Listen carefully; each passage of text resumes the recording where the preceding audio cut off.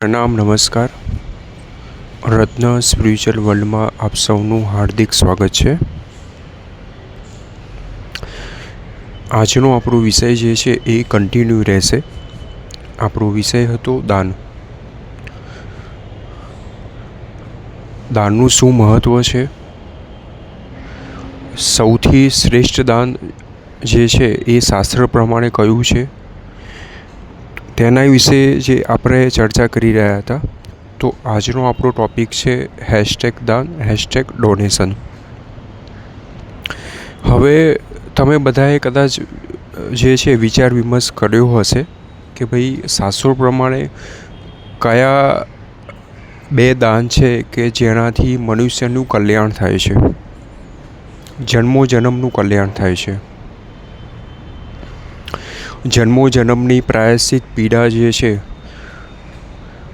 એ દૂર થાય છે અને સ્વર્ગલોક કે મોક્ષના દ્વારે તમે આગળ વધો છો. તો અહીંયા પહેલા નંબરનું દાન આવે છે શાસ્ત્ર પ્રમાણે, વેદો પ્રમાણે. 4 આપણા જે વેદ છે એ પ્રમાણે પહેલું દાન આવે છે ગૌદાન,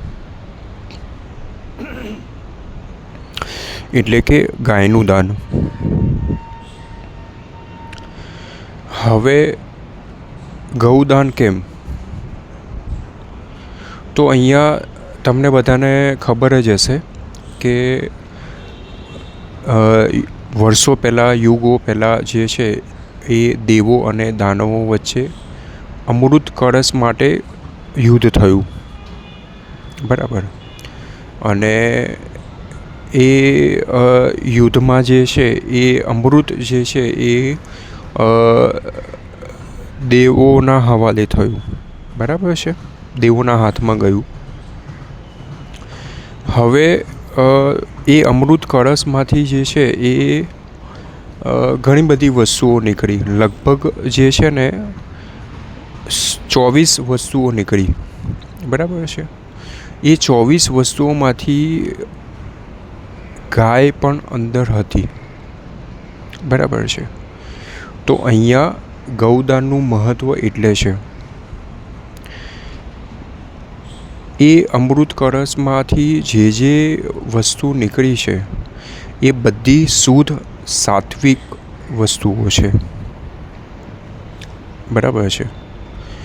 તો આના માટે જે છે એ ગૌદાનનું મહત્ત્વ છે, ગાયનું મહત્ત્વ છે. તમને બધાને ખ્યાલ હોય તો બ્રહ્માંડમાં કોઈ શુદ્ધ, પવિત્ર, સાત્વિક કોઈ જીવ હોય, હું જીવની વાત કરી રહ્યો છું, તો અહીંયા ગાય છે, બરાબર છે. તો અહીંયા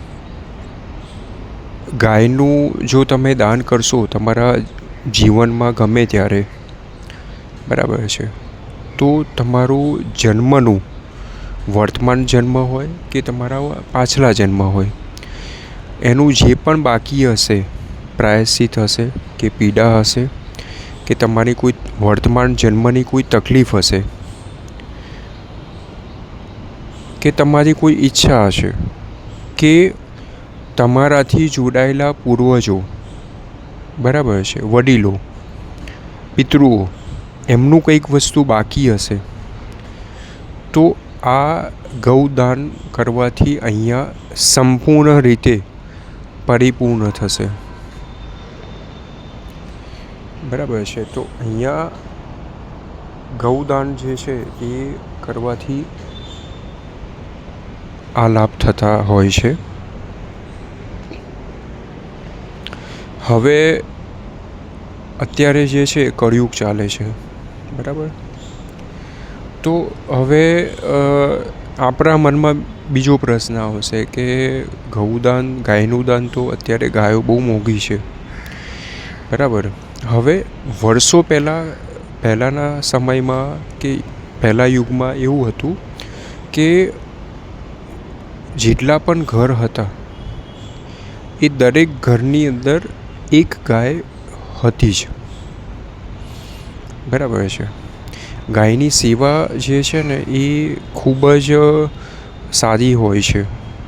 બરાબર, ગાયની સેવા કરો ને તો પણ તમારા કષ્ટ હોય, પીડા હોય, દુઃખ હોય એ પણ તમારા દૂર થાય છે ગાયની સેવા માત્રથી. તો અહીંયા પહેલાંના જમાનામાં શું, દરેક ઘરમાં એક એક ગાય આપણને જોવા મળતી. બરાબર છે. હવે શું થયું કે સમય આગળ વધ્યો, યુગ બદલાયો. બરાબર છે. હવે તમને વિચાર આવે કે ગાય તો બહુ મોંઘી આવશે. બરાબર છે. તો હવે શું કરવાનું? તમને કોઈ સલાહ આપી દે કે આપણે ચાંદીની ગાય કરી દો કે કોઈ ધાતુની તમે ગાય દાન કરી દો. બરાબર છે. જો અહીંયા વિકલ્પ ઘણા બધા જે છે એ તમને ખબર જ હશે કે ગૌદાનના વિકલ્પ જે છે ને એ ઘણા બધા હોય છે કે આપણે સાંભળીએ છીએ કે તમને કોઈ કહી દેશે. પણ જે પ્રત્યક્ષ હોય, પ્રત્યક્ષ એટલે જીવ એટલે તમે જે છે એ ગાયનું જે છે એ પ્રત્યક્ષ દાન કરશો તો એનું જે પરિણામ છે, બરાબર, એનું જે રિઝલ્ટ છે એ આખું અલગ હશે. તમે કોઈ ધાતુની ગાયનું દાન કરો, એટલે કોઈ ચાંદીની તમે કરી દીધી. બરાબર છે. અથવા તો કોઈ બીજી ધાતુની તમે ગૌદાન તમે કરી દીધું. અથવા તો તમે માની લો કે કોઈએ કીધું કે ભાઈ ગૌદાન તમે ના કરો તોય તમે ગાયને ઘાસ ખવડાવી શકો છો. સમજો, ઘાસ ખવડાવવું એ ગૌદાનમાં નથી આવતું. બરાબર છે. ગાયની સેવા કરવી એ ગૌદાનમાં નથી આવતું. બરાબર છે. અહીંયા ફરજિયાત જે છે દાન. બરાબર છે. એટલે દાનનો મતલબ એ થયો કે જે તે વસ્તુમાં જીવ હોય, બરાબર છે, એ જીવને જે છે એ હું ઈશ્વરની સાક્ષી પ્રમાણે હું આપી રહ્યો છું, સંકલ્પ સાથે. ખ્યાલ આવે છે? સેવા એ જીવ નથી, ઘાસ એ જીવ નથી. બરાબર છે. કોઈને મદદ કરવી એ જીવ નથી. કોઈને લોહી આપવું, કોઈને પૈસાની મદદ કરવી, કોઈને કપડાની મદદ કરવી, કોઈની સેવા કરવી. બરાબર છે. ગમે તે સ્વરૂપે, ગમે તે પ્રકારે તમે જે પણ દાન કરો છો એ સમજી લેજો કે જીવ નથી. એ બધું પરોક્ષ ગણવામાં આવે છે મારા મત પ્રમાણે. પ્રત્યક્ષ એ છે કે જે વસ્તુમાં જીવ છે, જેમ આપણામાં જીવ હોય છે એવી જ રીતે જે તે વસ્તુમાં કે જે તે જીવમાં જીવ હોય અને એનું કંઈક તમે દાન કરો એ જ ગણવામાં આવે છે શાસ્ત્ર પ્રમાણે. બરાબર છે. અહીંયા ઘણી બધી ફિલોસોફી જે છે ને એ લોકો એડ કરતા હોય છે. હું ફિલોસોફીમાં જવા નથી માગતો. બરાબર છે. મારે ફિલોસોફીની વાત પણ નથી કરવી. હું તમને ક્લિયર કહેવા માગું છું કે ગૌદાન એટલે કે પ્રત્યક્ષ, એટલે કે જે ગાય હોય એ ગાયનું તમે દાન કરજો. હું એવું નથી કહેતો કે મેં કીધું અને તમે કરો, પણ જીવનમાં તમને મોકો મળે, બરાબર છે, તો ચોક્કસ જે છે તમે ગૌદાન કરજો. બરાબર છે. તમે જે છે તમારો જન્મદિવસ હોય ત્યારે તમે જે છે આ ગૌદાન કરી શકો છો. અથવા તો 12 મહિનામાં એક મહિનો આવે છે શ્રાવણ માસ.